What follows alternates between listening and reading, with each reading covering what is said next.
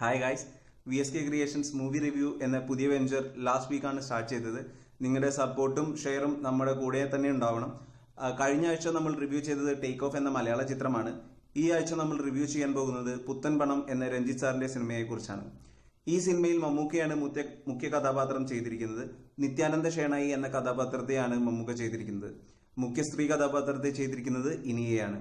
ഇനിയയുടെ മകനായ മുത്തു എന്ന 8ാം ക്ലാസ് പയ്യന്റെ കഥാപാത്രത്തെ ആസ്പദമാക്കിയിട്ടാണ് സിനിമയെ ഉടനീളം പോകുന്നത്.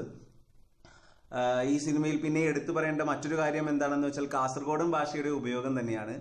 രാജമാണിക്യം, കമ്മത്തൻ കമ്മത്ത്, പ്രാഞ്ചിയേട്ടൻ എന്നീ സിനിമകളിലെല്ലാം ഭാഷ കൊണ്ട് ഒരു മായാജാലം തന്നെ തീർത്ത മമ്മൂക്ക ഈ സിനിമയിലും കാസർഗോഡൻ ഭാഷ വെച്ച് വളരെയധികം മനോഹരമായിട്ടാണ് ഈ സിനിമയിൽ ചെയ്തിരിക്കുന്നത്. ആളുകളെ ത്രസിപ്പിക്കുന്ന പല രംഗങ്ങളും മമ്മൂക്കയുടെ ആ ഭാഷയിലുള്ള ആ ഒരു മായാജാലം തന്നെ തിയേറ്ററിൽ ഒരു ഇളക്കം തന്നെ സൃഷ്ടിമറിച്ചു. ഡയറക്ഷൻ വളരെ നന്നായിട്ടാണ് രഞ്ജിത്ത് സാർ ചെയ്തിരിക്കുന്നത്.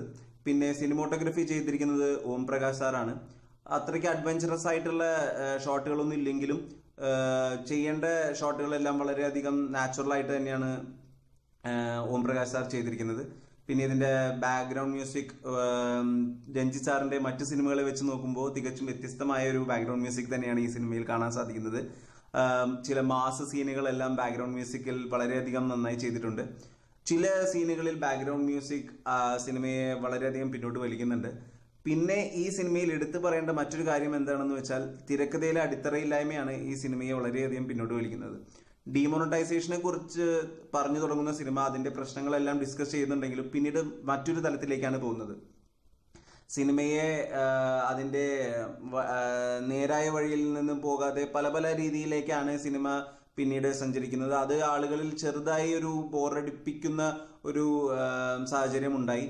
പിന്നെ ഫസ്റ്റ് ഹാഫ് കുറച്ച് എൻഗേജിങ് ആണെങ്കിലും തമാശ നിറഞ്ഞതാണെങ്കിലും സെക്കൻഡ് ഹാഫ് വളരെയധികം ബോറടിപ്പിക്കുന്ന ഒരു അവസ്ഥയാണ് ഉണ്ടായത്.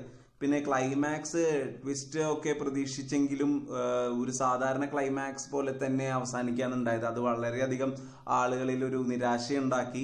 പിന്നെ സെക്കൻഡ് ഹാഫ് തുടങ്ങുന്നത് ഒരു പാട്ട് സീനായിട്ടാണ്. അത് ആ സമയത്ത് വേണ്ടിയിരുന്നതാണോ എന്ന കാര്യത്തിൽ ഇപ്പോഴൊരു ചോദ്യചിഹ്നമാണ്. കാരണം ഞാൻ പോയ തിയേറ്ററിൽ ഒരു കൂവലൊക്കെ ഉണ്ടായിരുന്നു. കാരണം ആൾക്കാരിലേക്ക് ആ ഒരു സിനിമയുടെ ഒരു മൂഡ് തന്നെ അത് ആ പാട്ട് സീൻ മാറ്റി എന്ന് തന്നെ വേണം പറയാൻ. അത് അവിടെ ആവശ്യമില്ലാത്ത ഒരു രംഗം തന്നെയായിരുന്നു എന്ന് വേണം പറയാൻ.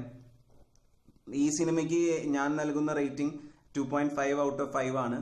ഒരു വൺ ടൈം വാച്ചബിൾ മൂവിയാണ്. എല്ലാവരും തിയേറ്ററിൽ പോയി കാണുക. മമ്മൂക്ക തന്റെ അഭിനയ മികവ് വീണ്ടും ഒന്നുകൂടി തെളിയിച്ചിരിക്കുന്നു എന്ന് തന്നെ വേണം പറയാൻ.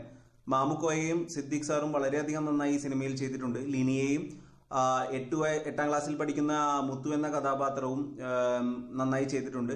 എന്നാൽ ഒരു 8ാം ക്ലാസ്സിൽ പയ്യൻ ചെയ്യേണ്ട കഥാപാത്രമാണോ, അവൻ പറയേണ്ട ഡയലോഗുകളാണോ ഈ സിനിമയിലുള്ളത് എന്ന് ചോദിച്ചാൽ അത് ഒരു നേരത്തെ പറഞ്ഞ പോലെ പിന്നോട്ട് വലിക്കുന്ന ഒരു ഘടകം തന്നെയാണ്. അത് തിരക്കഥയിലുണ്ടായ പ്രശ്നമായിരിക്കാം ഒരു പക്ഷേ. എന്ന് വെച്ചാലും ഒരു വൺ ടൈം വാച്ചബിൾ മൂവിയാണ് പുത്തൻ പണം. എല്ലാവരും പോയി കാണുക. സോ അടുത്ത ആഴ്ച പുതിയൊരു മൂവിയുടെ റിവ്യൂമായി VSK ക്രിയേഷൻസ് നിങ്ങളുടെ മുമ്പിൽ എത്തുന്നതായിരിക്കും. So until then do share and do support. Thank you guys.